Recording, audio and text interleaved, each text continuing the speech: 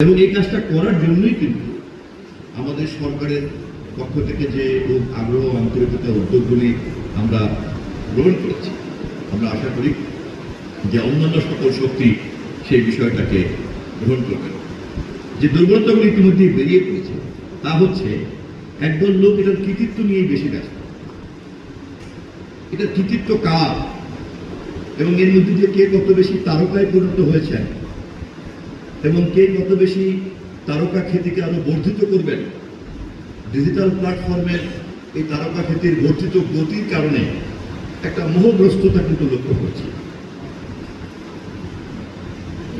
আমি কাউকে ছোট করছি না, কিন্তু দায়িত্বের যে গভীরতা এবং দায়িত্বের যে ওজন, তার কাছে কিন্তু এই ধরনের মনোজগৎ খুবই হাস্যকর।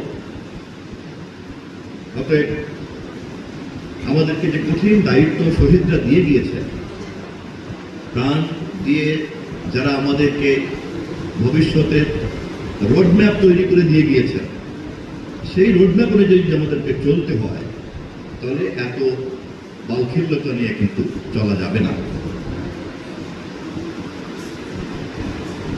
আমাদের অনেকের মধ্যে এই সমস্যা থাকতে পারে, কিন্তু সরকারের পক্ষ থেকে আমি আপনাদেরকে জানিয়ে রাখছি যে আমরা প্রতিটি মুহূর্তে সর্বোচ্চ চেষ্টা করছি যে এই অর্জনকে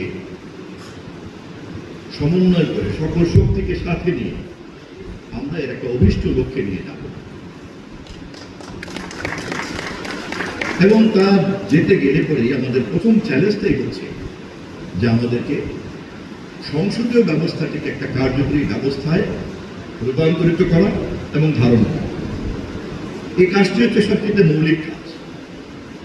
যখনই একটি দেশে আস্থাভাজন সংসদীয় রাজনীতি প্রাতিষ্ঠানিক রূপ লাভ করবে, তখনই কিন্তু রাজনীতিকে আর ভিন্নভাবে চর্চা করার সুযোগটা সংকুচিত হয়ে যাবে।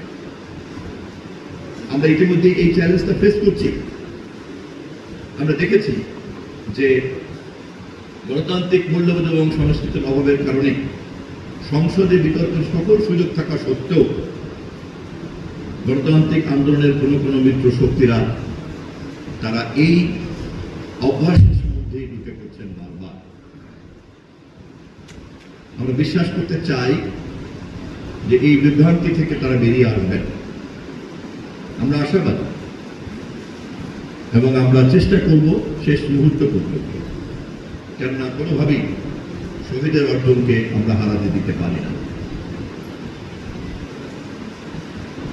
আরেকটি বিষয় খুব পরিষ্কারভাবে আমাদেরকে বুঝতে হবে, মহান স্বাধীনতা যুদ্ধের রক্তের মধ্য দিয়ে আমাদের চেতনা তৈরি হয়েছে, যেই চেতনা অনির্বাণ,